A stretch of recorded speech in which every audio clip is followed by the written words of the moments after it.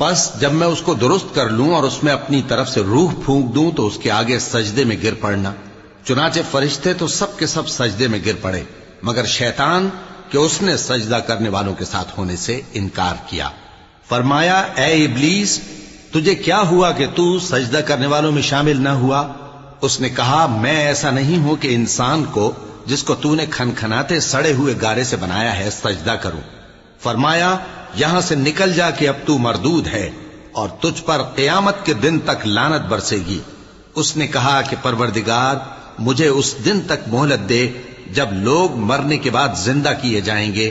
فرمایا اچھا، سو تجھے مہلت دی جاتی ہے وقت مقرر یعنی قیامت کے دن تک۔ اس نے کہا کہ پروردگار جیسا تو نے مجھے بھٹکا دیا ہے میں بھی زمین میں لوگوں کے لیے گناہوں کو آراستہ کر کے دکھاؤں گا اور سب کو بہکاؤں گا۔ ہاں ان میں جو تیرے خاص بندے ہیں